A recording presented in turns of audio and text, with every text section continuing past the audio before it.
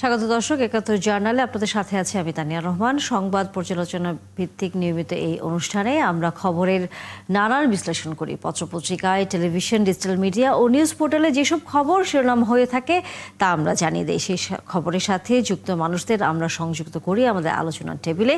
আমাদের স্টুডিও এবং অনলাইনে সংযুক্ত থাকা অতিথিরা সেসব খবরের ভেতরে ঢোকেন। আজ আমাদের সাথে আছেন সিনিয়র সাংবাদিক সিরাজুল ইসলাম। স্বাগত জানাই আপনাকে ৭১ জার্নালে যুক্ত হয়েছেন আপনি। এবং দর্শক, আপনাদেরকে আবারও বলছি যে নানা সময় খবরের পর্যালোচনায় আমাদের সাথে অতিথিরা পর্যায়ক্রমে সংযুক্ত হয়ে থাকেন। বারবারই কিন্তু এসেছে, আমরা যদি বিএনপির একটু বক্তব্যটি বলি, যে সেটি বলা হচ্ছে যে জুলাই সনদের বাইরে গিয়ে যদি কোনো সিদ্ধান্ত না হয় তাহলে তার দায়ভার নিতে হবে সরকারকে। কারণ আমরা জানি যে সরকারের পক্ষ থেকে নির্বাচনের পদ্ধতি এবং একই সাথে সামনে গণভোটের যে অমীমাংসিত আসলে বেশ কিছু বিষয়গুলো, সেগুলো নিয়ে রাজনৈতিক দলগুলোর মধ্যে আলোচনা করবার জন্য 7 কার্যদিবসের একটা সময় সরকার বেঁধে দিয়েছিল। আজকে আসলে সেই সময় শেষ হয়ে গেছে এবং বলা যায় আমরা দেখেছি যে আইন উপদেষ্টা বলেছেন এর মধ্যে যে কিছুদিনের মধ্যেই হয়তো সরকারের পক্ষ থেকে এই বিষয়ে জুলাই সনদ বাস্তবায়নের ক্ষেত্রে একটি হয়তো সিদ্ধান্ত আসতে যাচ্ছে বা হয়তো আসবে। আপনার সাথে যদি একটা আলোচনাটা শুরু করতে চাই, সেটি হচ্ছে যে বিএনপি যে কথাটা বলছে যে জুলাই সনদের বাইরে গিয়ে আসলে কোনো কিছু করবার যে জায়গাটা তৈরি হচ্ছে, কারণ বিভিন্ন রাজনৈতিক দল নানা রকম বক্তব্য দিচ্ছেন, সেটা যদি সরকার গ্রহণ করে ফেলেন তাহলে আসলে বিএনপি এক ধরনের এর দায়ভার, আগামী নির্বাচন হবে কি হবে না বা কি অবস্থা হতে যাচ্ছে এর পুরো দায়ভার সরকারের ওপর কিন্তু আসলে বলা হচ্ছে। আবার এদিকে জামায়াত ইসলাম বলছে যে যদি জুলাই সনদ বাস্তবায়ন বা আইনি ভিত্তি না হয় তাহলে 26-এ কোনো নির্বাচন হবে না। সেরকম কথাও আজকে আমরা দেখেছি যখন তাদের সমাবেশ ছিল। রাজনীতির এখনকার উত্তাপটা আপনি কি দেখছেন, কোন দিকে যাচ্ছে? রাজনীতির উত্তাপটা আসলে আমি যা দেখছি বা আমি যা বুঝছি, আমার কাছে মনে হয় যে একটা কমপ্লেক্স, খুব জটিল অবস্থায় আছে। জটিল অবস্থায় আছে এই কারণে, এই রাজনীতির তো প্রত্যেক দলেরই আলাদা করে যার যার মতো করে হিসাব নিকাশ থাকে। বিএনপি বাংলাদেশে এই মুহূর্তে নিশ্চয়ই সর্ববৃহৎ দল। আবার বিশেষ করে 4টা ইউনিভার্সিটিতে ডাকসু এবং চাকসুর নির্বাচনে ছাত্র শিবির ভালো করার পরে তাদের মুরব্বী সংগঠন বা তাদের মূল রাজনৈতিক সংগঠন, যদিও শিবির সবসময় বলে বা জামাতও বলে যে তারা জামাতের সাথে সম্পর্ক রাখে না বা জামাতের ছাত্র সংগঠন না শিবির, তবুও শিবিরের এই বিজয়ের পর জামাত ইসলামী আরও অনেক বেশি শক্ত অবস্থানে থেকে তাদের এই মনোভাব প্রকাশ করছে যে তারা এই মুহূর্তে দেশে অত্যন্ত প্রভাবশালী এবং চ্যালেঞ্জিং শক্তি এবং সামনের নির্বাচন জামাতের ইচ্ছা অনিচ্ছা এবং তাদের অনেক কিছুর উপর ডিপেন্ড করে। এইরকম একটা অবস্থান থেকে তারা কথা বলছে, বক্তব্য দিচ্ছে, কর্মকাণ্ড পরিচালনা করছে। সেই জায়গা থেকে মানে যেহেতু জামাত ইসলামী নিজেদেরকে অত্যন্ত স্ট্রং একটা পার্টি বা ফোর্স মনে করছে এই মুহূর্তে রাজনীতিতে বাংলাদেশে, এবং বিএনপি তো আছেই, ফলে কেউ কাউকে ছাড় দেবে বা কারোর সাথে মীমাংসা আপোষ করবে, এই মুহূর্তে অনেক বেশি প্রয়োজন মীমাংসাটা, কিন্তু সেটা হয়নি এবং হয়নি বা হচ্ছে না। তার প্রমাণ হচ্ছে 7 কার্যদিবস ঠিক করে দেওয়ার পরেও, একটা সময়সীমা ঘোষণা করে দেওয়ার পরেও সরকারের এই আহ্বানে বা এই সময়সীমা মেনে কোনো রাজনৈতিক দল, বিশেষ করে জামাত ইসলামী এবং বাংলাদেশ জাতীয়তাবাদী দল বিএনপি, তারা কিন্তু আলোচনায় বসেনি। এই ব্যাপারে কোনো কথাই হয়নি। সেক্ষেত্রে প্রত্যেকেই যার যার মতো করে শক্তিবান মনে করছে এবং এই যে ফিলিংসটা, এই যে অবস্থানটা, এই অবস্থানটা আমি মনে করি দেশের রাজনীতিকে যথেষ্ট কমপ্লেক্স অবস্থায়, জটিল অবস্থায় ফেলেছে এবং দলগুলো কার্যত হয়তো বা মুখোমুখি অবস্থানে চলে যাবে। এবং যদি এইরকম মুখোমুখি অবস্থানে চলে যায় তাহলে সেটা আমাদের দেশের জন্য মোটেই ভালো হবে না। অবশ্যই এই মুহূর্তে মুখোমুখি চলে যায় যদি, এইরকম অবস্থা আছে বলে মনে হয় না, বরং যথেষ্ট শক্তভাবেই বলা যায় যে মুখোমুখি চলে গেছে। কারণ আজকে জামাত ইসলামের আমির ডাক্তার শফিকুর রহমান যে বক্তব্য দিয়েছেন যে জুলাই সনদ না মানলে 26 সালে কোনো নির্বাচন হবে না, এটা অত্যন্ত শক্ত বক্তব্য জামাতের আমিরের পক্ষ থেকে, জামাত ইসলামী দল হিসেবে তার পক্ষ থেকে। এবং এটা এই বক্তব্য যে জামাতের শক্ত অবস্থান প্রমাণ করে যে এই দেশে খুব সহজে রাজনৈতিক মীমাংসাগুলো হচ্ছে না। এবং আমি এই জায়গায় আরেকটা ছোট্ট একটা কথা বলে রাখতে চাই, এই কথাটা বলা জরুরি আমি মনে করি।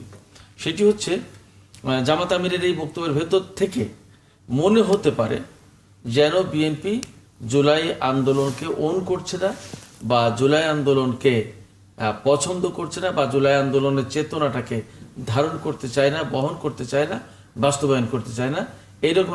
অর্থাৎ জুলাই আন্দোলনের চেতনা বিরোধী একটা অবস্থানে বিএনপিকে ঠেলে দেওয়ার রাজনৈতিক চেষ্টা আছে এই বক্তব্যের ভেতরে। আমাদের সাথে অতিথিরা যুক্ত হয়েছেন, তাদের সাথেও আমরা একটু পরিচিত হয়ে নিতে চাই। কৃষিবিদ শামীমুর রহমান শামীম, গবেষণা বিষয়ক সম্পাদক কেন্দ্রীয় বিএনপির, এবং একই সাথে আছেন ব্যারিস্টার আবু বকর মোল্লা, মুখপাত্র বাংলাদেশ জামায়াতে ইসলামী ইউরোপ শাখার। আপনাদের দুজনকেই স্বাগত জানাচ্ছি এবং ধন্যবাদ আমাদেরকে সময় দেওয়ার জন্য। যে আলোচনাটি আসলে আমরা করছিলাম আমাদের আরেকজন অতিথিদের সাথে, এবং শেষেও তিনি একটি কথা বলেছেন, জামায়াত ইসলামের আমিরের পক্ষ থেকে যখন খুব শক্ত অবস্থানে এরকম একটি বক্তব্য আসে যে জুলাই সনদের যদি কোনো স্বীকৃতি না আসে তাহলে 26-এ নির্বাচন না হওয়ার, বা সেটি আসলে সাধারণ মানুষ দেখবে না, এরকম যে একটি কথা। যেহেতু আপনি আছেন আমাদের সাথে ব্যারিস্টার আবু বকর মোল্লা, আপনার কাছেই জানতে চাই এই ধরনের কোনো চিন্তা ভাবনা সামনের দিনগুলোতে আপনাদের আছে কিনা? কারণ সরকার তো আপনাদের রাজনৈতিক দলগুলোকে নিজেদের ভিতরে বিষয়গুলো ফয়সলা করবার জন্য সময় দিয়েছিল। ধন্যবাদ আপনাকে, আপনার দর্শক সকলকে সালাম, আসসালামু আলাইকুম। জি, জামাত আমির এই কথাটি বলেছেন যে যদি জুলাই সনদ বাস্তবায়িত না হয়, সেটি যদি আইনি প্রক্রিয়াতে না যায়, বিএনপি যদি অথবা যারা স্টেক হোল্ডার্স সেটি যদি তারা মেনে না নেয়, তাহলে তো 26 ইলেকশন হওয়ার কথা না। এ কথাটি উনি বলেছেন। কিন্তু সাথে সাথে উনি আরেকটি কথা বলেছেন যে জামাত চায় 26-এর রমজানের আগেই জাতীয় নির্বাচনটি হয়ে যাক। অর্থাৎ জামাতের প্রিন্সিপাল পজিশন হচ্ছে নির্বাচনটি আগামী বছরের ফেব্রুয়ারিতে হবে, রমজানের আগে হবে। এই ব্যাপারে এটা জামাতের প্রিন্সিপাল পজিশন। এখন আসুন, উনি তাহলে এই কথাটি কেন বলেছেন যে জুলাই সনদ বাস্তবায়িত না হলে 26 ইলেকশন হওয়া উচিত না? এই কথাটি উনি নৈতিক অবস্থান থেকে বলেছেন যে যেই বিপ্লবের মাধ্যমে এত রক্তের বিনিময়ে একটি বিপ্লব অথবা বাংলাদেশ 2.0 হতে যাচ্ছে, সেটি যদি বাস্তবায়িত না হয়, সেটির যদি নিশ্চয়তা না হয়, তাহলে সাংবিধানিকভাবে কিন্তু নির্বাচনটি 5 বছরের জন্য হয়েছিল, যদিও তথাকথিত নির্বাচন একতরফা আওয়ামী লীগের সাজানো আমির ইলেকশন, তাহলে তো 26 ইলেকশন হওয়ার কথা না। সুতরাং বিএনপি যদি চায় এবং অন্যরা যদি চায় যে 26 ফেব্রুয়ারিতে ইলেকশন হতে, তাহলে যেই বিপ্লবের মধ্য দিয়ে এই সরকারটি, নতুন সরকারটি প্রতিষ্ঠিত হলো এবং আজকে নতুন করে বাংলাদেশ গণতন্ত্রের যাত্রা শুরু করেছে, সুতরাং তাদেরকে জুলাই সনদটি মেনে নিতে হবে। যদি তারা এটি মেনে না নেয়, তাহলে বিএনপি সহ যারা এই কথাটি বলছে 26 ইলেকশন হওয়া দরকার, তাদের কোনো নৈতিক আইনগত অধিকার থাকে না। উত্তরটি আমি নিতে চাই। আমাদের সাথে যেহেতু আছেন শামীমুর রহমান শামীম, যে আমাদের অতিথি বলল যে আইনগত অধিকারের জায়গা থেকে আসলে বিএনপি সেখানে অধিকার রাখে না, আপনার মন্তব্য কি এই বিষয়ে? ধন্যবাদ আপনাকে। আমার সহলোচক বৃন্দ বক্তব্য রেখেছেন, কথা বলেছেন, আমাদের সাথে যারা সংযুক্ত রয়েছেন সবাইকে আমি সালাম এবং শুভেচ্ছা জানাই। দেখুন, এটা হলো জামাত ইসলাম সহ অন্যান্য রাজনৈতিক দলগুলো যারা দাবি করছেন, 5টি দাবি নিয়ে আজকে আন্দোলন করছে।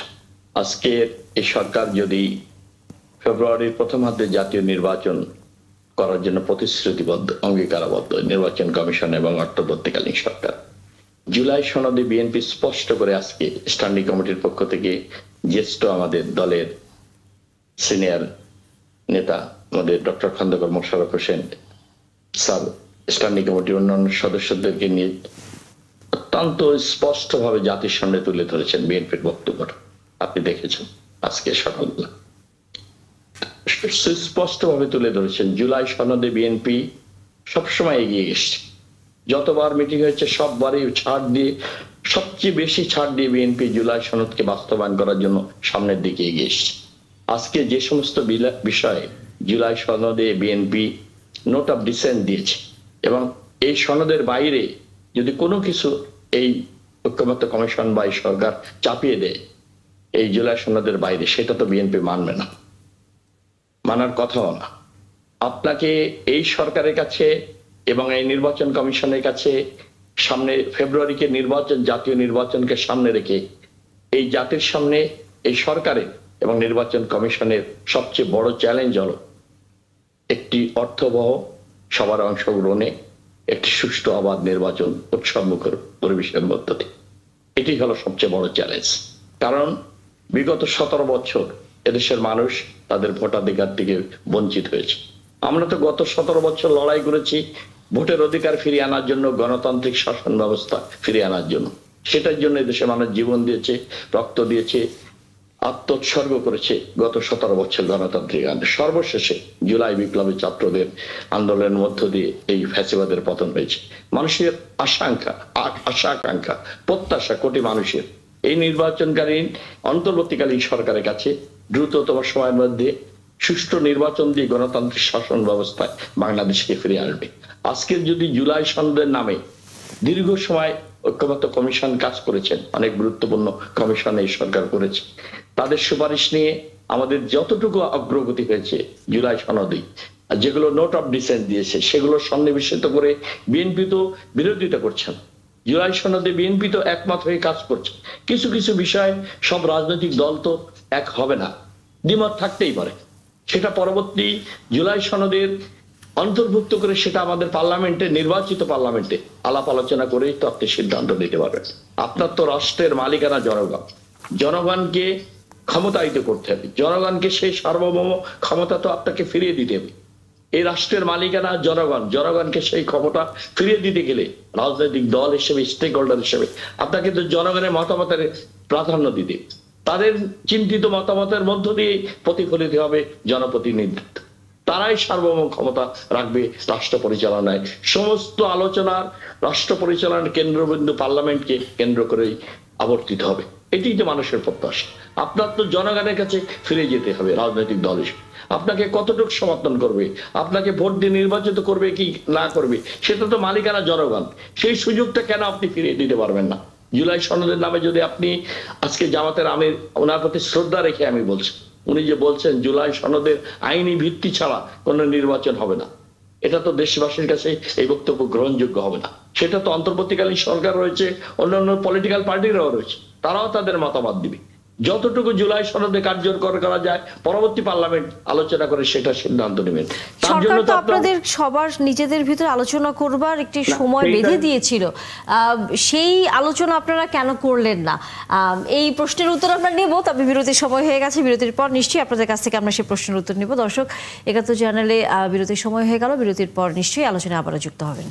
যে আলোচনা আসলে আমরা ছিলাম কিছুক্ষণ আগে, আমাদের সাথে অতিথি শামীমুর রহমান শামীমের কাছে আসলে প্রশ্নটি যেটা রেখে গিয়েছিলাম যে সরকারের যে আপনাদের নিজেদের ভিতরে সামনে নির্বাচন নিয়ে যে অমীমাংসিত যে বিষয়গুলো ছিল সেটি নিয়ে আলোচনা করবার একটি সময় বেঁধে দেওয়া হয়েছিল।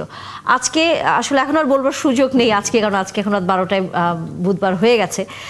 গতকাল পর্যন্ত সেই সময় ছিল, আপনারা কেন আলোচনা করলেন না?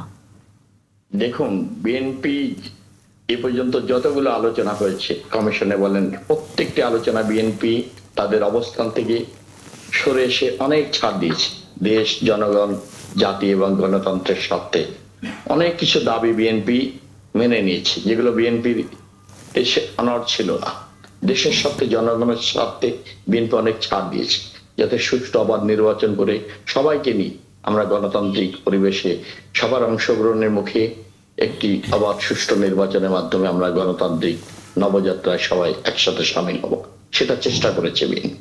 আজকের যে প্রেক্ষাপট তৈরি হয়েছে, এই ঐক্যমত্য কমিশন যে জুলাই সনদ বহির্ভূত কিছু সুপারিশ, কিছু উপদেশ সংযুক্ত করে নোট অফ ডিসেন্টকে বাইরে রেখে একটি বিভেদ সংকটের জন্ম দিয়েছে বাংলাদেশের রাজনীতি।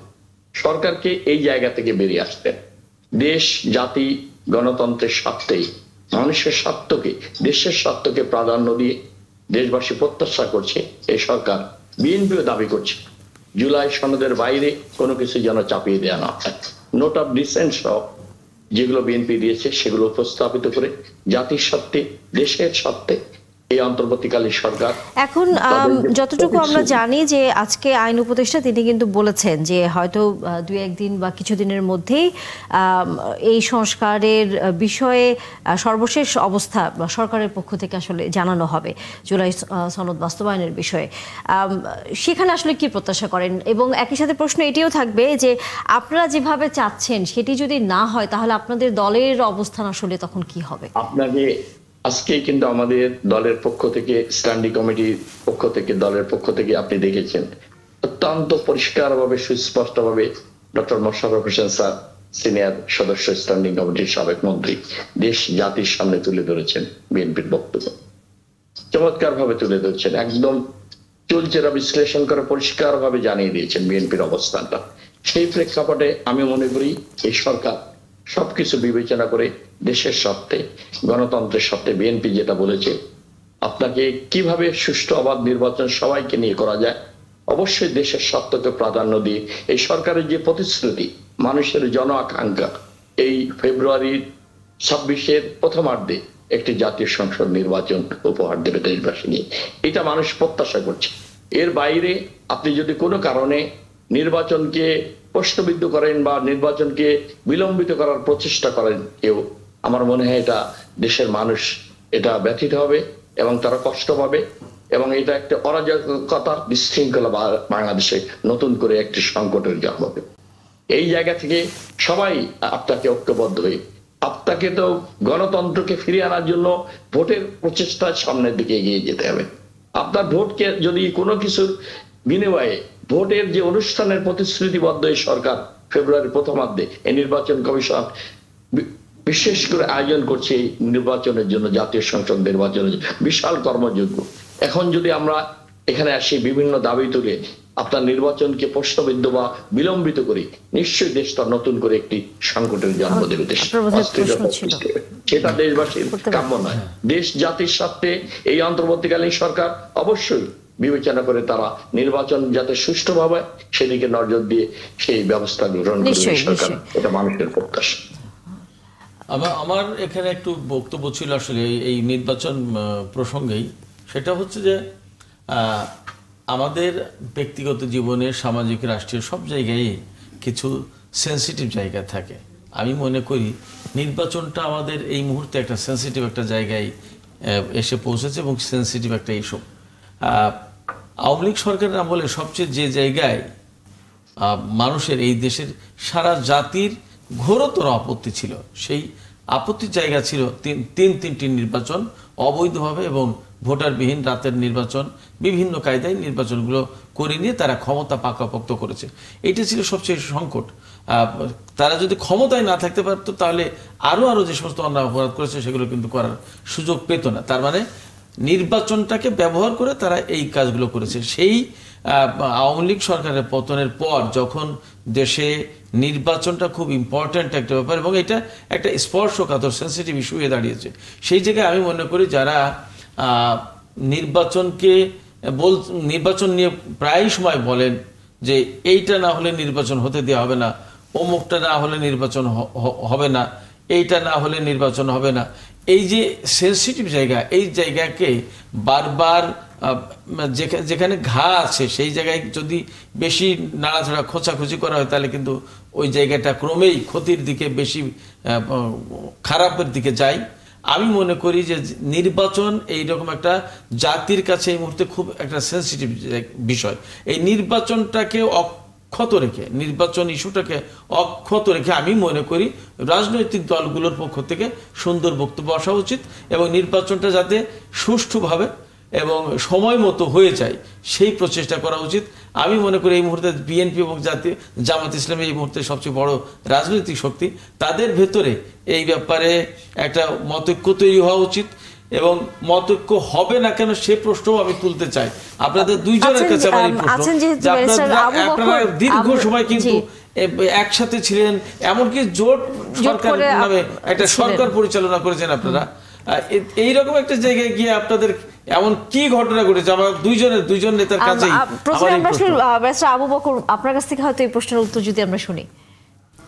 জি ধন্যবাদ। দেখুন জামাত ইসলামী গণতান্ত্রিক আচরণ মূল্যবোধের অংশ হিসেবেই কিন্তু বিএনপির মহাসচিবের কাছে জামাতের নায়েবে আমির ফোন দিয়েছিলেন এবং সরকারও আহ্বান জানিয়েছিলেন যেন রাজনৈতিক দলগুলো 7 দিনের মধ্যে নিজেরা আলাপ আলোচনা করে এই সংকটের সমাধান করেন।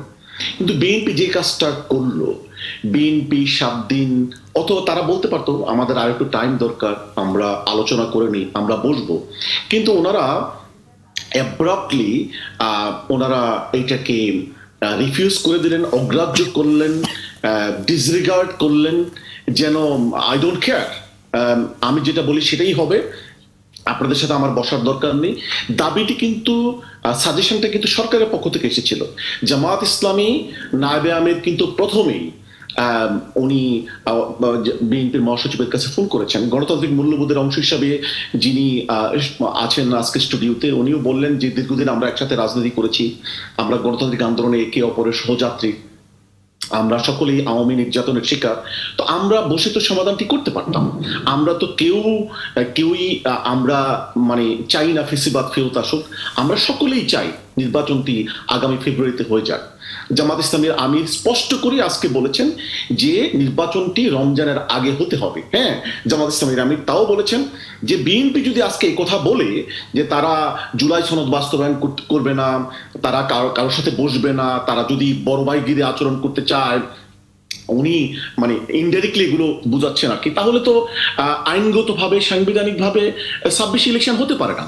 কিন্তু আমরা যে কথাটি বলছি, ইলেকশন আগামী রমজানের আগেই হতে হবে, এটা আমাদের প্রিন্সিপাল পজিশন। কিন্তু আমরা যেটি চাই যে জাতি রক্ত দিয়ে এই বিপ্লবটি সংগঠিত করেছে, জাতির চাওয়া পাওয়াকে আমাদেরকে সম্মান করতে হবে। এখানে 3টি কথা ছিল যে নির্বাচন, সংস্কার এবং বিচার, এই 3টি কাজ করে নির্বাচন হতে হবে। এখন আসুন, সংস্কারের ব্যাপারে তো বিএনপি সাইন করেছে, এখানে জামাত সাইন করেছে, অধিকাংশ দল এখানে সাইন করেছে, এবং এখানে তত্ত্বাবধায়ক সরকার অন্তর্বর্তী সরকারকে কিন্তু দায়িত্ব দেওয়া হচ্ছে। আপনি যদি জুলাই সনদটি পড়েন, অঙ্গীকারনামার যে লাস্টের মানে সেন্টেন্সটি, লাস্টের প্যারাটি, সেখানে কিন্তু বলা হয়েছে অন্তর্বর্তী সরকারকে দায়িত্ব দিয়ে দেওয়া হয়েছে এটি বাস্তবায়নের প্রক্রিয়ার দিকে এগিয়ে যাওয়ার জন্য। এখন নোট অফ ডিসেন্টের কথা বলে অথবা অন্যান্য কথা বলে অজুহাত সৃষ্টি করে বিএনপি যে কথাগুলো বলছে, মনে হচ্ছে কি এটি মনে হওয়ার যৌক্তিক কারণ রয়েছে যে বিএনপি আসলে জুলাই সনদ বাস্তবায়ন করতে চাচ্ছে না। দেখুন, আমি একটি কারণ বলি, আজকে মির্জা ফখরুল কয়েকদিন আগে স্পষ্ট করেই বলেছেন পার্লামেন্টে পিআর হবে কি হবে না এটা আগামী সংসদের ব্যাপার, অথচ আপনি কিন্তু জুলাই সনদে সাইন করে আসলেন পিআর হবে, সেখানে কিন্তু পিআর এর কথা স্পষ্ট লেখা, হ্যাঁ উচ্চকক্ষ পিআর এর কথা আছে, তো ঠিক আছে, কিন্তু আপনি তো এখন এই সেটি অস্বীকার করছেন।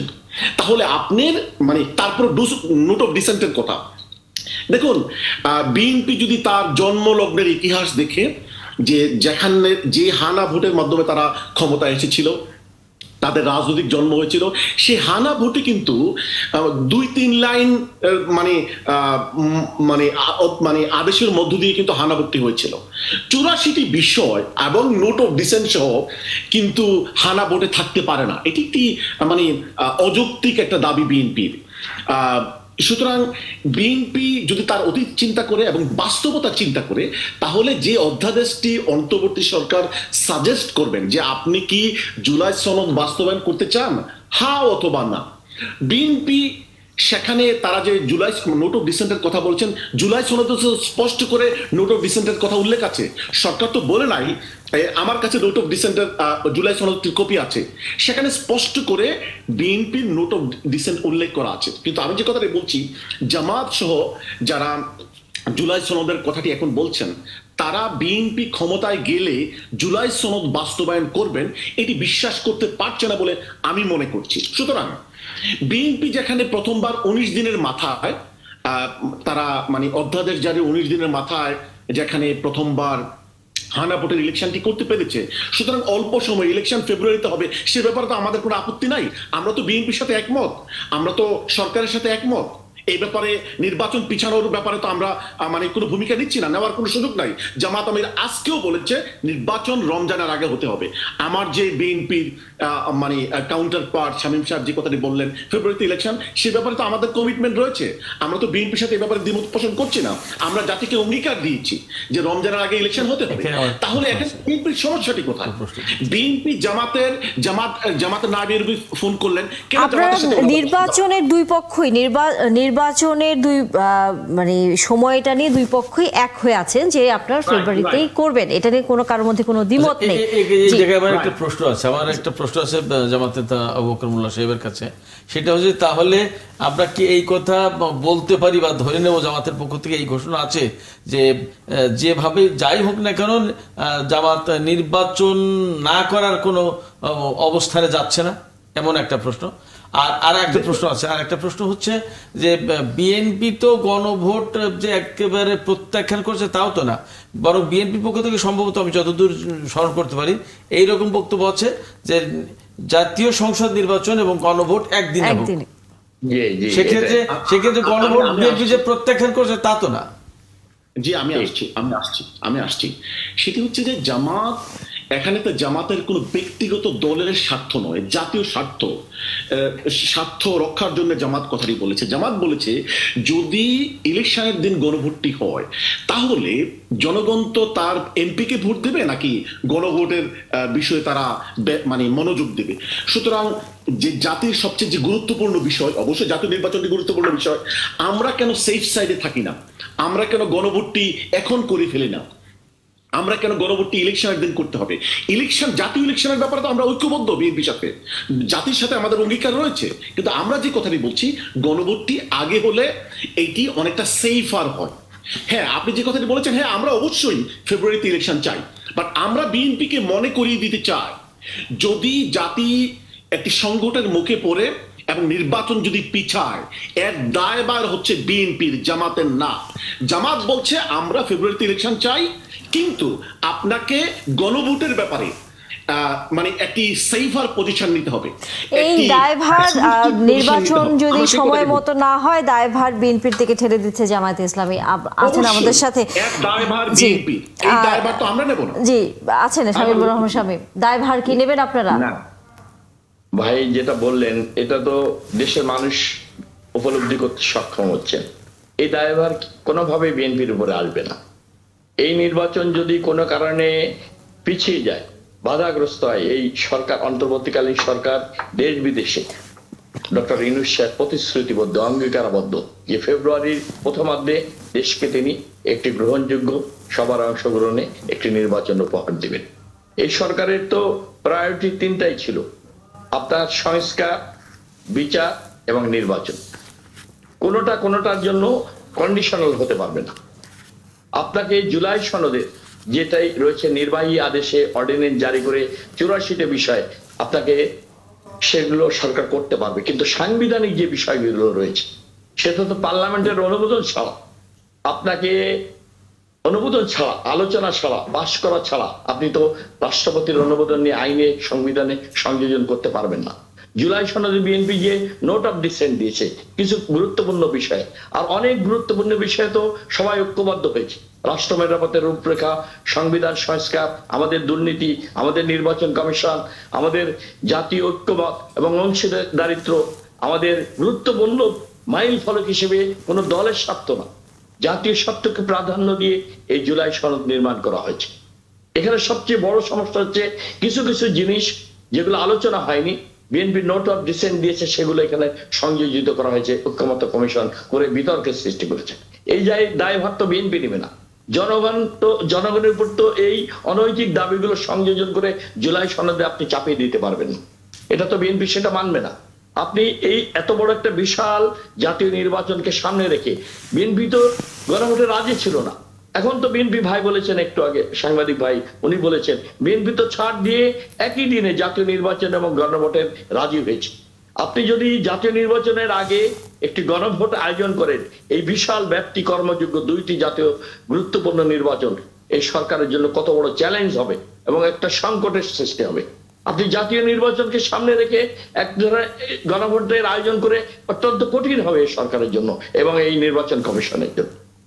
এটা তো ঠিক হবে না এবং দেশের মানুষ এটা প্রত্যাশা করছে না। এই সরকারের সবচেয়ে বড় ম্যান্ডেট সর্বাগ্রে জাতীয় সংসদ নির্বাচন করা, এটি সরকার সবচেয়ে বড় চ্যালেঞ্জ এবং সবচেয়ে বড় দায়িত্ব হলো এটি, সুষ্ঠু অবাধ নির্বাচন করার জন্য জাতীয় সরকার। সেখানে আপনি জুলাই সনদের কোনো কারণে বিএনপি তো প্রথম থেকে জুলাই সনদের সামনের দিকে আপনারা দুই পক্ষই বলা যে একে অপরের দিকে আসলে দায় দেওয়ার এক ধরনের মানসিকতায় আছেন, কিন্তু সামনের নির্বাচনটি শেষ পর্যন্ত কতটুকু গ্রহণযোগ্য হবে এবং জুলাই সনদের ভিত্তিতে নাকি সরকারের পক্ষ থেকে কোনো ধরনের নতুন কোনো সিদ্ধান্ত আসে, সেটি নিশ্চয়ই আমরা, যেহেতু আমাদেরকে আইন উপদেষ্টা আজকে বলেছেন সাংবাদিকদের যে কিছুদিনের মধ্যেই হয়তো সরকারের অবস্থান খুব পরিষ্কারভাবে জানা যাবে, আমাদের সেই পর্যন্ত অপেক্ষা করতেই হবে। আপনারা আছেন আমাদের সাথে, একটি বিরতি নেওয়ার সময় হয়ে গেছে ৭১ জার্নালে। দর্শক বিরতির পর নিশ্চয়ই আবার আলোচনায় যুক্ত হবেন। ধন্যবাদ দর্শক, সাথে থাকার জন্য আমন্ত্রণ আবারও ৭১ জার্নালে। এরই মধ্যে আমাদের সাথে আরেকজন অতিথি হিসেবে দর্শক যুক্ত হয়েছেন অ্যাডভোকেট হুমায়রা নূর, যুগ্ম সদস্য সচিব এনসিপির। ধন্যবাদ এবং স্বাগত, এত রাতে আমাদের সাথে সময় দিয়েছেন আপনি হুমায়রা নূর। একটু জানতেই চাই, সেটি হচ্ছে যে আপনাদের দলের পক্ষ থেকে বলা হচ্ছে যে যারা সংস্কারের পক্ষে তাদের নিয়ে আপনারা জোট করতে পারেন সামনে নির্বাচনকে ঘিরে। এই বিষয়ে আসলে একটু জানতেই চাই যে জোট শেষ পর্যন্ত কাদের সাথে তাহলে করবার পরিকল্পনা, বা কারোর সাথে আপনাদের এর মধ্যে কথা হয়েছে কিনা কোনো রাজনৈতিক দলের সাথে? আপনার কথা আমরা শুনতে পাচ্ছি না, আনমিউট করে নিতে হবে। দুঃখিত। আমার সহ-আলোচকগণ এবং আজকে আমাদের যারা দেখছেন সবাইকে সালাম এবং শুভেচ্ছা জানিয়ে শুরু করছি।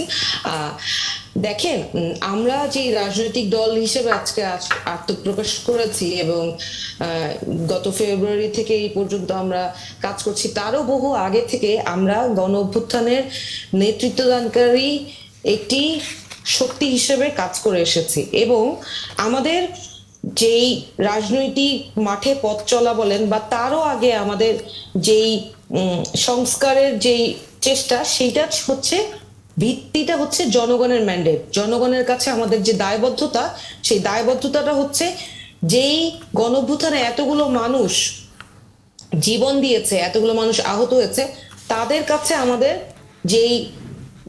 যেই দাবিটা, আমাদের কাছে তাদের যে দাবিটা, সেটা হচ্ছে আমাদেরকে রাষ্ট্রের সংস্কার করতে হবে, এমন জায়গায় নিয়ে আসতে হবে যে আর কোনো স্বৈরশাসক এসে ক্ষমতা ধরে রাখার জন্য আমার কোনো ভাই বোন বা তাদের কোনো সন্তানের গায়ে যেন আর কেউ গুলি করতে না পারে, এবং তাদের সাথে যে অন্যায় হয়েছে সে অন্যায়ের যাতে বিচার সুনিশ্চিত হয়। তো এই জায়গাটা থেকে আমরা যখন রাজনীতির মাঠে আমাদের কথাগুলো বারবার বলছিলাম, তখন যে প্রতিবন্ধকতা আমরা ফেস করেছি সেইটার ভিত্তিতেই আমাদেরকে রাজনীতি করতে আসতে হয়েছে। এখন আমরা কাদের সাথে এই রাজনৈতিক পথ চলাটা বা আমাদের যে রাজনীতিটা সেইটা শেয়ার করবো, সেটা হচ্ছে যাদের সাথে আমাদের মতবাদে মিলবে। এখন ঐক্যমত্য কমিশনে তো 30টা রাজনৈতিক দল পার্টিসিপেট করেছে বা আমাদের কনভারসেশনে অনেকের সাথে আমাদের আলাপ হয়েছে, বড় রাজনৈতিক দলগুলোর সাথেও আমাদের আলাপ হয়েছিল। কিন্তু আমরা যখন দেখছি যে কেউ শুধু ক্ষমতা কেন্দ্রিক রাজনীতি করছে এবং জনমানুষের চিন্তা করছে না, জনমানুষের কাতার থেকে সরে যাচ্ছে, যখনই তাদের আশা আকাঙ্ক্ষার প্রদীপের আলো একটু কমে যাচ্ছে বলে মনে করছে, তখনই তারা এই রাষ্ট্রের স্বৈরতান্ত্রিক কাঠামোর পরিবর্তনের যেই দাবি, সেই দাবি থেকে সরে আসছে। সেই জায়গাটা থেকে আমাদের তাদের সাথে একসাথে রাজনৈতিক যে জোট বা রাজনৈতিক সমঝোতা হওয়ার সুযোগটা কমে গিয়েছে।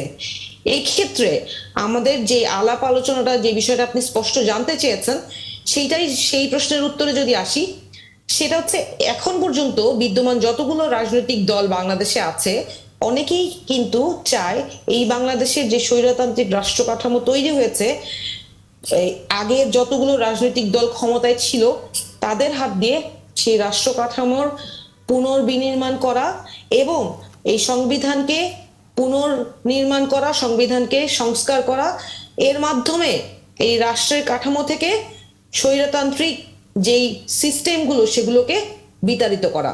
তাহলে এই চিন্তাধারা, আমাদের এই ভাবনাগুলোর সাথে যাদের ঐক্যমত আছে তাদের সাথে আমাদের যাওয়ার সুযোগ আছে। এই যে জুলাই সনদ স্বাক্ষরিত হলো, আমরা স্বাক্ষর করতে পারলাম না এখন পর্যন্ত, কারণ এটার বাস্তবায়ন যে কেউ চায় নাই এবং চায় নাই বলেই জুলাই সনদে সেটার স্পষ্ট কোনো বক্তব্য উল্লেখ নাই যে কবে কতদিনের মধ্যে কিভাবে এটার বাস্তবায়ন হবে। সেইটা কিন্তু এখন আসলে মানুষ বুঝে গিয়েছে যে কারা আসলে শুধু লোক দেখানোর জন্য পরিবর্তনের কথা বলেছে, এই ঐক্যমত্য কমিশনে বসেছে, এবং কারা এই এই জুলাই সনদের বাস্তবায়নের পক্ষে অন্তরায় হয়ে দাঁড়িয়েছে, এবং তারাই এখন গণভোটের বিরুদ্ধে দাঁড়াচ্ছে। তাদের কারোর সাথেই জোট করবেন না, বিষয়টি অনেকটা এরকম। দেখেন, মানে আমরা একটা মধ্যপন্থার রাজনৈতিক দল, আমরা একেবারে ডান না, একেবারে বাম না, আমরা সবার সাথেই আমরা সদ্ভাব বজায় রেখে আমরা রাজনীতিটা করতে চাই, কিন্তু সব ধরনের মানুষের মতবাদকেই আমরা সম্মান জানাই। কিন্তু ওই যে যেই জায়গাটা বলছিলাম, যে ধরেন আপনি যদি পুরনো বন্দোবস্ত আঁকড়ে ধরে রাখতে চান, তাহলে তো আপনার সাথে আমার রাজনৈতিক বোঝাপড়াটা আগাবে না। এখন ধরেন বিএনপির সাথে যতটুকু আলাপ ছিল সেই আলাপটা আমাদের আগালো না, কারণ বিএনপি এখন একেবারেই সংস্কারের যে বেসিক আলোচনাগুলো সেখান থেকে সরে আসছে। তারা বারবার করে এখন গণভোটই চায় না। আমরা যেই গণমানুষের, বাংলাদেশের রাষ্ট্রের ক্ষমতার কেন্দ্রবিন্দু কারা? জনগণ। বিএনপি তো বলেছে গণভোট চায়, কিন্তু সেটি যেদিন সংসদ নির্বাচন হবে তখন করার কথা তারা বলেছে। তারা কিন্তু একেবারেই বলেনি যে গণভোট তারা চায় না। আপনি যদি লক্ষ্য করেন তাহলে দেখবেন যে এখন বিএনপির যারা নীতি নির্ধারকগণ আছেন, যারা নেতৃত্বস্থানীয় জায়গা আছেন, তারা বিভিন্ন জায়গায় বয়ান দিচ্ছেন যে গণভোটের প্রয়োজনই নাই, এবং এই ধরনের কথা মানুষের মাঝে তারা ছড়িয়ে দিতে চাচ্ছে গণভোট থেকে মানুষকে সরিয়ে নেয়ার জন্য। এই যে গণভোটের থেকে মানুষকে সরিয়ে নেয়া বা মানুষকে যে পরিবর্তনের রাস্তা থেকে দূরে সরানোর যে প্রয়াস তারা দেখাচ্ছে, তাতে তাদের অবস্থান স্পষ্ট হচ্ছে যে তারা পুরনো বন্দোবস্ত আঁকড়ে ধরেই রাখতে চায়। একটা ছোট উদাহরণ দেই। অ্যাডভোকেট হুমায়রা নূর, আমি আপনাকে একটা প্রশ্ন করতে চাই, সেটা হচ্ছে যে ধরুন গণভোট হলো এবং গণভোটে যাই হ্যাঁ না যে পক্ষে রায় গেল, তারপরে সংসদ নির্বাচন হলো, এবং আমরা ধরে নিচ্ছি, আমি সব কথাই বলছি ধরে নেওয়ার ভিত্তিতে ধরে নিচ্ছি যে বিএনপি সরকার গঠন করলো, এবং এইরকম ভাবে সরকার গঠন করলো যে রকম ভাবে তারা এককভাবে আইন পাশ করতে পারে, এই রকম ধরেন বিজয় লাভ করে তারা সরকার গঠন করলো, আমরা ধরে নিচ্ছি। তো সংসদ তো সার্বভৌম, আইন প্রণয়ন হবে সংসদে যদি এই মেজরিটি পায় বিএনপি, এবং তখন যদি এই গণভোটের রায় তারা না মানে উল্টে দেয়, তখন কি বা করার থাকবে? সেক্ষেত্রে গণভোটের কি মূল্য থাকবে? আমার প্রশ্ন। আপনি খুব সুন্দর একটা প্রশ্ন করেছেন হুমায়রা নূর। আপনি জবাব দেওয়ার আগে আমি আপনাকে একটু সেকেন্ড করি, 1 সেকেন্ড। সেটি হচ্ছে যে হুমায়রা নূর যে কথা বললেন যে বিএনপির কোনো নেতা গণভোটের বিপক্ষে বলছেন, বিএনপির অন্যতম বড় নীতি নির্ধারক আমির খসরু সাহেব, উনি স্পষ্ট বলেছেন সংবিধানে গণভোট নেই, গণভোটের কথা বলবেন না। আমি ওনার সমর্থনে একটু কথা বললাম। আপনি ধন্যবাদ। আচ্ছা, আমাকে যে প্রশ্নটা করেছেন সেই প্রশ্নটার একটা খুব সহজ উত্তর, এবং এটা খুবই একটা মানে প্রশ্নটা মানুষের বোঝার জন্য, সাধারণ মানুষের বোঝার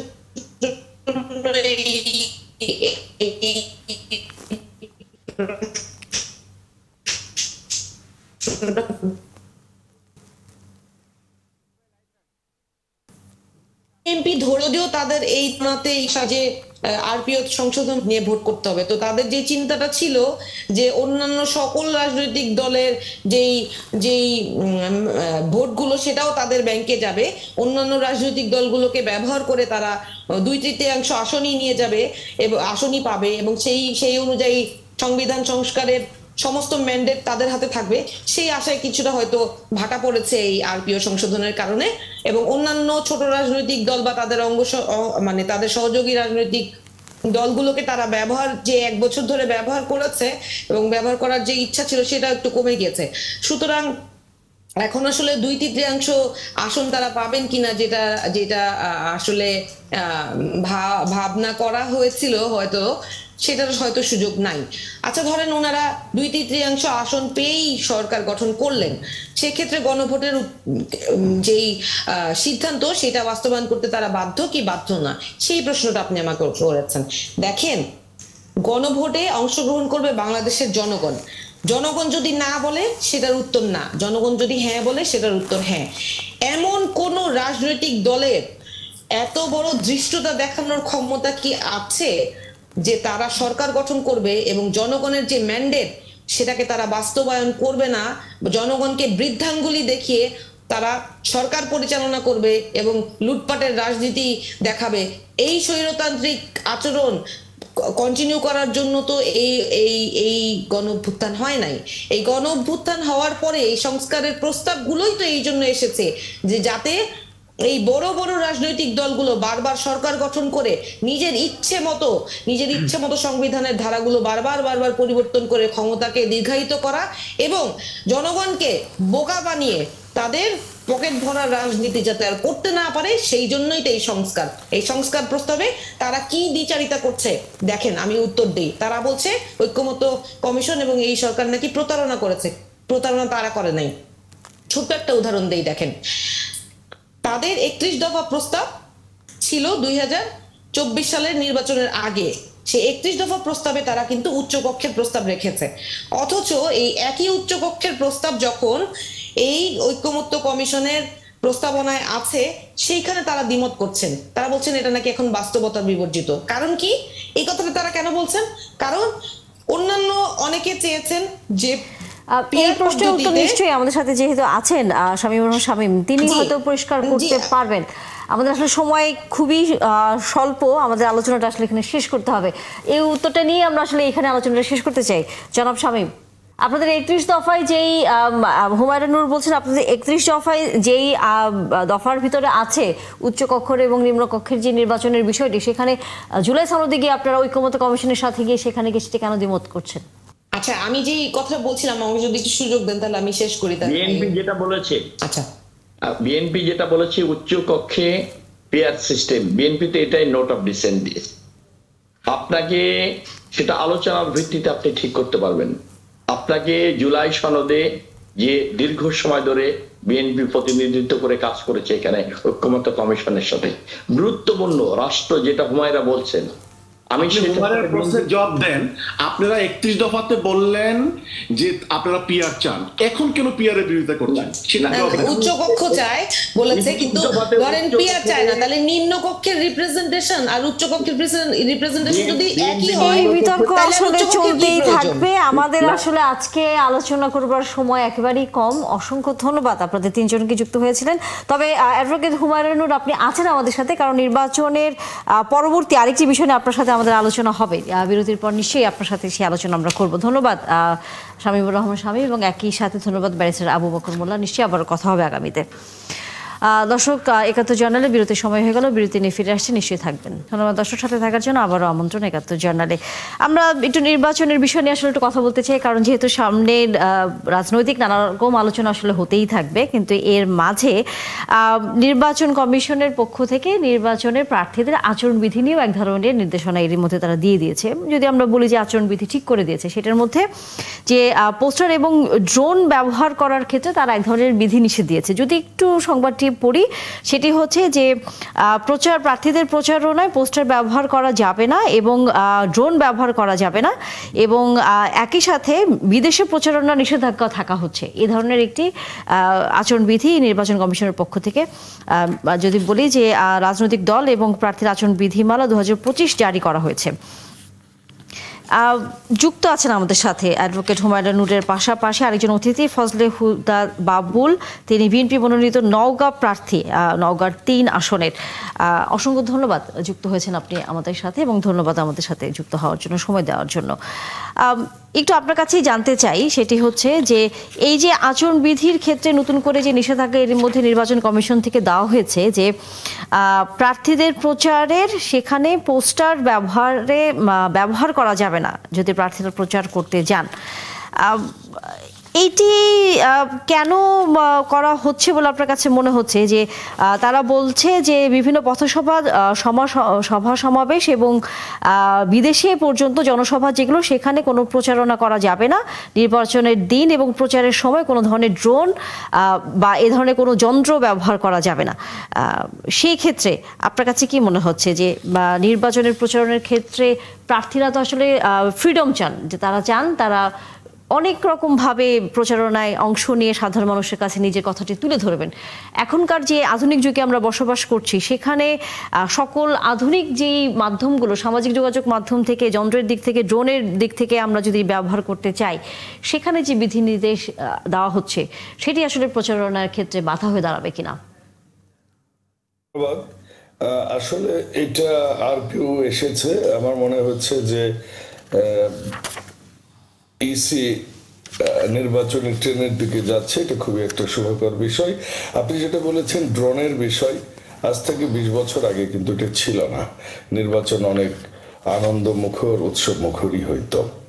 আপনি যদি যেটা বলেছেন সোশ্যাল মিডিয়ার মাধ্যমে আরপিওতে বেশ কিছু সুন্দর জিনিস এসেছে আমি মনে করি।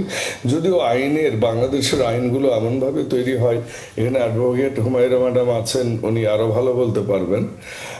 তবে আমার কাছে মনে হয়েছে আইনগুলোতে কেন যেন কিছু কিছু শব্দ থাকে যেগুলো আইনগুলোকে অনেকটা জটিল করে তোলে, এবং সেই ফাঁকফোকরগুলো দেখা যায়। যেমন এখানে তারা বলছেন যে রাজনৈতিক দল, প্রার্থী বা প্রার্থীর পক্ষে অন্য কোনো ব্যক্তি ভোটারদের বিভ্রান্ত করতে কিংবা নারী পুরুষ নির্বিশেষে কোনো প্রার্থী বা ব্যক্তির চরিত্র হনন কিংবা সুনাম নষ্ট করার উদ্দেশ্যে সামাজিক মাধ্যম বা অন্য কোনো মাধ্যমে সাধারণভাবে বা সম্পাদন করে কিংবা কৃত্রিম বুদ্ধিমত্তা দ্বারা কোনো মিথ্যা, বিভ্রান্তিকর, পক্ষপাতমূলক, বিদ্বেষমূলক, অশ্লীল ও কুরুচিপূর্ণ এবং মানহানিকর কোনো কন্টেন্ট তৈরি, প্রচার, প্রকাশ, শেয়ার করতে পারবেন না। গুজব ও এআই ব্যবহার বন্ধে নির্বাচনী অপরাধ বিবেচনার শাস্তি হিসেবে ধরে নেওয়া হবে এই আরপিওতে। তো আমার প্রশ্নটা হচ্ছে, এখানে খুবই স্পেসিফিক করা উচিত ছিল। যেমন এখানে বলেছে রাজনৈতিক দল, প্রার্থী বা প্রার্থীর পক্ষে অন্য কোনো ব্যক্তি। এই অন্য কোনো ব্যক্তিটাকে, আমার একটা সমর্থক যদি আমার কোনো প্রতিদ্বন্দ্বী প্রার্থীকে খারাপ কিছু লেখে, এরও কি সম্পূর্ণ দায়ভার আমার আসবে? এখন ওই সমর্থকটা যে আমার, এটা সোশ্যাল মিডিয়াতে হয়তো তার বিভিন্ন প্রচারণা থেকে এটা নির্ধারিত হবে। কাজে এই জিনিসগুলো একটু স্পেসিফিক করা উচিত ছিল। But this is very good, this is good for the election, কারণ এটা উচিত ছিল নিয়ে আসা আরপিওতে। আর যেটি বলেছেন ড্রোন, আমিও নিজেও ড্রোনের পক্ষে না, কারণ আমার কাছে মনে হয়েছে, আমি তৃণমূলের রাজনীতি করা মানুষ, আমার কাছে মনে হয়েছে যে একজন রাজনীতিবিদকে এলাকার মানুষ দীর্ঘদিন থেকে চেনবার কথা এবং তার সম্পর্কে জানবার কথা, এবং অথবা তিনি ন্যাশনালি কোনো মানুষ হবেন। আগে এক সময় খুব বেশি আইনজীবীরা আসতেন রাজনীতিতে, জানি না এখন কেন যেন অনেক কম আসে, যেটা আসা উচিত মনে করি আমি। কিন্তু যেটা আপনাকে আরপিওতে যেগুলো এসেছে, আমার মনে হয় এগুলা যুগের সাথে খুবই সামঞ্জস্যপূর্ণ। আপনি যদি সিঙ্গাপুরে দেখেন বা উন্নত বিশ্বে দেখেন, এত লিফলেট, এত হ্যান্ডবিল, এত পোস্টার, রাস্তাঘাট ছেয়ে যায়। এই যে একটা অস্বস্তিকর পরিবেশ, এটাকে কন্ট্রোল করা আসলে উচিত। কারণ একজন রাজনীতিবিদ যদি রাজনীতি করে, জনগণ তার সম্পর্কে জানবার কথা। এটা একটা, তারপর কি আপনি তো পথসভা করতে পারছেন, বাড়ি বাড়ি যেতে পারছেন, আপনার কর্মীরা যেতে পারছে, আপনার মার্কা সবাই জানছে।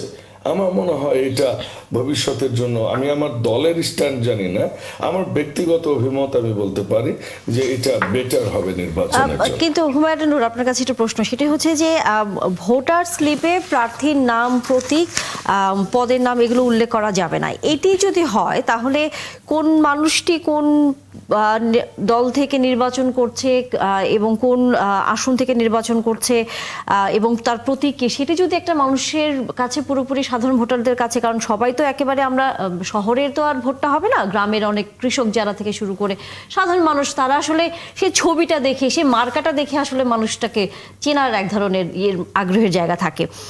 সেটা যদি না থাকে, তখন আপনার কাছে কি মনে হয় যে, কারণ অনেকের নাম আবার কাছাকাছিও থাকে, এই ধরনের কিছু বিভ্রান্ত বিভ্রান্তিও ঘটতে পারে কিনা নির্বাচনের ক্ষেত্রে আপনার কাছে কি মনে হয়, যে ভোটাররা সঠিক তাদের সেই পছন্দের মানুষটিকে ভোট দিতে পারলো কিনা, সেখানে তারা এক ধরনের কনফিউশনের মধ্যে চলে যাচ্ছে কিনা? আচ্ছা, এখানে যেটা সমস্যা হয়েছে সেটা হচ্ছে যে খুব অল্প সময়ের মধ্যে মানুষকে অনেকগুলো জিনিসের সাথে অ্যাকাস্টম করার জন্য একটা নিয়ম বেঁধে দেওয়া হয়েছে। হ্যাঁ, আপনি যে নিয়মগুলোর কথা বলছেন, আমি যদি বিগত কয়েক বছরে সুপ্রিম কোর্ট বার অ্যাসোসিয়েশনের নির্বাচনের দিকে তাকাই, আমি কিন্তু এই নিয়মগুলো আমাদের বার অ্যাসোসিয়েশনের নির্বাচনে আমি দেখতে পাই। যে এই যে ছবি না দেয়া, কোনো স্পেসিফিক দলের রং ব্যবহার না করা, সবাই একই রঙের হওয়া, এবং দলের নাম না হওয়া, শুধু ব্যালট নাম্বারটা লেখা থাকা নির্বাচনী প্রচারণার যেই প্রার্থীর যে কাগজপত্রগুলো, সেগুলো, এই জিনিসগুলো আমরাও কিন্তু যখন আইনজীবী হলেও, ধরেন আইনজীবীদেরকে তো বলা হয় যে তারা সমাজের বিজ্ঞজন, তাদেরও কিন্তু সময় লেগেছে অ্যাডাপ্ট করতে। তো এইটা আসলে যদি 3 মাসের মধ্যে নির্বাচন হয়ে থাকে, সেই ক্ষেত্রে বাংলাদেশের বাস্তবতায় যারা ধরেন এই কিছুদিন আগে 3টা রাজনৈতিক দল, এনসিপি সহ অনেকে, আরো 2টা রাজনৈতিক দল নিবন্ধনের কাছাকাছি একটা পর্যায়ে গিয়েছে, বা আরো বড় বড় 2টা রাজনৈতিক দল এখন যারা আছে ভোটের মাঠে, তারা ছাড়াও তো আরো অনেকগুলো রাজনৈতিক দল আছে যারা নির্বাচনে অংশগ্রহণ করছে। এখন প্রার্থীকে এইটাও কিন্তু আবার ধরেন আমি যদি পজিটিভলি চিন্তা করি, যদি সেটা হচ্ছে আমি আমার এলাকার মানুষজনকে আমার নিজের ব্যাপারে সমর্থন আনার জন্য আমাকে মানুষের দৌড়গোড়ায় পৌঁছাতে হবে, যাতে মানুষ আমাকে চেনে এবং ভোটটা আমাকে দেয়, আমার দলকে ভোটটা দেয়। সেই ক্ষেত্রে কাজটা যতটুকু করা প্রয়োজন সেই অনুযায়ী সময়টা খুব কম, এটাই হচ্ছে প্রতিবন্ধকতা। আদারওয়াইজ নিয়মটা ভালো, নিরপেক্ষতা বা স্বচ্ছতা নিশ্চিত করার জন্য নিয়মটা ভালো। যেমন বাবুল ভাই বলছিলেন যে এআই ব্যবহার করে প্রার্থীর ওপর কোনো প্রার্থীর ব্যাপারে কোনো অপপ্রচার, কুৎসা করা যাবে না। এইটা এই যুগে, এই পরিস্থিতিতে, এই সোশ্যাল মিডিয়ার যুগে এটা খুবই খুবই গুরুত্বপূর্ণ ছিল। তবে এটাও স্পষ্ট করা উচিত ছিল যে ওই যে যেই জায়গাটা ভাইও প্রশ্ন করলেন যে প্রার্থীর পক্ষে কোনো স্পেসিফিক প্রার্থীর পক্ষে যদি অন্য কেউ করে থাকে, তারকে কিভাবে ডিফাইন করবে। ধরেন আমার সপক্ষে, ধরেন আমার নাম করে যদি কেউ একটা অপকর্ম করে, সেটার দায় আমি কি করে নিব? এইটা তো স্পষ্ট না করলে তো আমি আরেকজনের দায়িত্ব আমি নিতে পারবো না। ধরেন কেউ আমাকে আমার ক্রেডিবিলিটি নষ্ট করার জন্য আমার নামে সে একটা অপপ্রচার করলো। এই যে আরপিও যে নতুন এই ধারাগুলো যুক্ত হচ্ছে বা এই যে সংশোধনীগুলো আসছে, যেহেতু আমরা জানি যে 13 নভেম্বর থেকে রাজনৈতিক দলগুলোর সাথে নির্বাচনী সংলাপ শুরু করতে যাচ্ছে নির্বাচন কমিশন, আপনারাও নিশ্চয়ই সেখানে অংশগ্রহণ করবেন, কারণ যেহেতু আপনারা নিবন্ধিত এখন রাজনৈতিক দল, সেখানে নিশ্চয়ই আলোচনা হবে আশা করি। একই সাথে যেহেতু স্পষ্টতা প্রয়োজন ছিল এবং এগুলো সময় উপযোগী এবং ভীষণ প্রয়োজনীয় পরিবর্তন, কিন্তু সেইটা আগামী নির্বাচনের জন্য সময়টা খুব কম। ওনাদের এই চেঞ্জগুলো আসলে আরো 6 মাস আগেই আনা উচিত ছিল। এটা it's too late for bringing all this changes. আমাদের সাথে যেহেতু আছেন ফজলুল হুদা বাবুল, আপনার কাছে আসলে শেষ প্রশ্নটি করতে চাই। যেহেতু 13 নভেম্বর থেকে রাজনৈতিক দলের সাথে সংলাপ শুরু হতে যাচ্ছে, এখন নানা ধরনের যেই সংকটগুলো সামনের দিনগুলোতে তৈরি হচ্ছে বা এখন যে সংকটের মধ্য দিয়ে আসলে রাজনৈতিক দলগুলো যাচ্ছে, এই আলোচনার মাধ্যমে কি সেগুলো সমাধান হবে বলে কি আপনার কাছে মনে হয়, বা নতুন কোনো সিদ্ধান্তের দিকে আসলে যাওয়া যেতে পারে? ধন্যবাদ। আমার মনে হয় হ্যাঁ, সম্ভব হবে। এক কথায় যদি বলি কেন হবে, সেটার ব্যাখ্যাটা এরকম, বাংলাদেশের আসলে সবাই নির্বাচন চায়, কারণ নির্বাচন বাংলাদেশে একটা উৎসব গত 17 বছর, যেটা সাধারণ লোকজন দেখেনি। তো এই কারণে আর রাজনৈতিক দলগুলো মাঠে যতই প্রতিদ্বন্দ্বিতামূলক কথা বলুক, রাজনৈতিক দলগুলোর কিন্তু একটা ভাষা আছে। সেই ভাষাগুলো যখন তারা সামনাসামনি বসেন, এক টেবিলে বসেন, তখন কিন্তু তাদের হৃদ্যতাটা এবং একজন আরেকজনের সাথে চোখে চোখ রেখে কথা বলা এবং তাদের মত বিনিময় হওয়া জিনিসগুলো অনেক নর্মালাইজ হয়। আমরা কিন্তু দেখেছি এক সময় একদম চিরদুই প্রতিদ্বন্দ্বীও একসাথে বসে হেসেছেন 90-এর দশকে। কাজেই আমরা এখন যারা আছি আমরা কিন্তু সবাই ফ্যাসিস্ট বিরোধী মানুষ। কাজেই সকল দলগুলোর মধ্যে কোনো বেসিক ডিফারেন্স যদি আমি বলি যে আমরা সবাই ফ্যাসিস্ট হাসিনা বিরোধী, কাজে আমাদের একটা জায়গা তো আছে একসাথে হওয়ার। আমার মনে হয় it is possible, very much possible. আমি হুমায়রা নূর আপার কথায় একটা কথা আমি বলতে চাই যে সময়টা অনেক কম। সেটা হচ্ছে কি যে দেখেন, বাংলাদেশের পার্লামেন্টে যে প্রতিনিধিটা যায় এলাকা থেকে, এই প্রতিনিধিটার একটা সম্যক ধারণা থাকা উচিত বলে আমি মনে করি, তার এলাকা সম্পর্কে, মানুষ সম্পর্কে, কি আছে এলাকায়, কি প্রয়োজন এলাকায়, কি থাকা দরকার ছিল, তরুণ প্রজন্ম কি চায়। কাজে আমার মনে হয় না যে ওই শুধু 2 মাস পরীক্ষাকালীন টাইমই না, একটা ছাত্র পুরা বছর পড়ালেখা করে, তারপর তার এলাকাটা নিয়ে সে স্বপ্ন দেখে। তো আমার মনে হয় যে সেইটা থাকাটা একজন পার্লামেন্ট মেম্বারের পক্ষে খুবই স্বাভাবিক। না হলে যখন একজন পার্লামেন্ট মেম্বার যদি উনি বিজয়ী হন, ওনার কিন্তু ম্যাক্সিমাম সময় ঢাকা থাকতে হয়, তখন কিন্তু আর এলাকায় অতটা উনি আসতে পারবেন না। কাজেই আমার মনে হয় তার এই ধারণাগুলো যদি না থাকে, তাকে জনগণ কতটা পার্লামেন্ট মেম্বার হিসেবে নিযুক্ত করবেন এটা আমার সন্দেহ আছে। আর 3 মাস সময় 90 দিন, সাধারণত আমি যদি ধরে নিই 2.5 লক্ষ থেকে 4 লক্ষ ভোটার থাকে প্রত্যেকটা জায়গায়, সেখানে যদি 10টা থেকে 12টা বা 15টা বা 20টা ইউনিয়ন থাকে, আমার মনে হয় যে একটা মানুষকে যদি এলাকার মানুষরা দেখে, 20টা ইউনিয়নে সে যদি আমার 9টা করে ওয়ার্ড থাকে এক একটা ইউনিয়নে, তাহলে আমার 180টা ওয়ার্ড, 180টা ওয়ার্ডে 180 দিন মিটিং করতে হয় না। একটা ইউনিয়নে মিটিং করলে কিন্তু সবাই আসে, প্রার্থীকে তখন তারা দেখতে পারে, তারা চয়েস করতে পারে। আমার মনে হয় যে আমাদের আইনটা পজিটিভই, কারণ এটাকে শর্ট টাইমে দেওয়া উচিত, এবং এভাবেই করলেই আমার মনে হয়, যেটা বললেন যে তারা শিক্ষিত না, এখন কিন্তু অনেকে দাবি তুলছেন যে তারা, আমি নিজেও বুঝি না, আমি খুবই কম বুঝি যে এই ঐকমত্য কমিশন আমাদেরকে নিয়ে যে এরকম একটা সংস্কারের জন্য 84টা ধারা দিয়ে যে করলো, এটার উপর হা না হবে না, এটার উপর কি ভোট হবে, তাহলে এটা সাধারণ জনগণ কিভাবে মেনে নিবে? নিশ্চয়ই একটা বিষয় সংস্কার এই জায়গাটায় আমি একটু অ্যাড করতে চাই, তো সেখানে এই ভোটটুকু বুঝবে না, এটা আমার মনে হয় না। করতে পারি যেটা এই এখন বাংলাদেশে গণঅভ্যুত্থান পরবর্তীতে যেই সুবর্ণ সুযোগ এসেছে বাংলাদেশের রাষ্ট্র কাঠামো থেকে স্বৈরতান্ত্রিক যে ব্যবস্থা সেটাকে বিতাড়িত করার, সেই সুবর্ণ সুযোগটা আসলে মিস করাটা মানে বাংলাদেশ আরো 50 বছর পিছিয়ে যাওয়া। সুতরাং এই যে সংস্কারের যে প্রয়োজনীয়তা, সেইটা অনুধাবন যেহেতু মানুষ অলরেডি করতে পেরেছে, সংস্কারের যে প্রস্তাবগুলো, সেই প্রস্তাবনাগুলোকে আমি বারবার করে বলছি এবং অনুরোধ করছি, দায়িত্বটা অন্তর্বর্তীকালীন সরকারের, পাশাপাশি রাজনৈতিক দল হিসেবে আমাদেরও, যেমন আমরা একটা নির্বাচনের সেই দায়িত্ব আপনাদেরও। আমাদের আসলে হাতে একেবারেই সময় শেষ। সিরাজুল ইসলাম, আপনার কাছ থেকে শেষ মন্তব্য শুনে আমরা শেষ করতে চাই। আমার পক্ষ থেকে যে শেষ মন্তব্য এই আলোচনার প্রেক্ষাপটে, সেটা হচ্ছে এই যে অ্যাডভোকেট হুমায়রা আপা খুব বেশি বলছেন, যেটা যে যাতে স্বৈরতান্ত্রিক রাষ্ট্র কাঠামোয় স্বৈরতান্ত্রিক ব্যবস্থা যাতে আর না থাকতে পারে, না আসতে পারে, সেইটা নিশ্চিত করতে হবে। আসলে সেইটা কোনো আইন করে এই ব্যবস্থা করা যায় না, এটা অসম্ভব ব্যাপার। কারণ স্বৈরতান্ত্রিকতা যখন ফিরে আসে, সেটা কোনো আইন মেনে আসে না, সেটা বেআইনিভাবেই আসে। ফলে আমাদের মনোজগতে, আমাদের দেশের মানুষের রাজনৈতিক সচেতনতায়, বিশেষ করে রাজনৈতিক দলগুলো কিরকম ভাবে আচরণ করছে, রাজনৈতিক দলগুলোর ভেতরে সংস্কৃতি পাল্টাচ্ছে কিনা, এটা ইম্পর্টেন্ট। নিশ্চয়ই আলোচনা চলতেই থাকবে। ধন্যবাদ আপনাদের দুজনকে যুক্ত হয়েছেন, কারণ সামনে নির্বাচন আছে, এই রাজনৈতিক আলাপ আসলে আরো দীর্ঘায়িত হবে। ধন্যবাদ আপনাকে একই সাথে সিরাজুল ইসলাম। দর্শক, আপনারাও ছিলেন এতক্ষণ একান্ত জানালে, তার জন্য অসংখ্য ধন্যবাদ। দেখা হবে আবারও।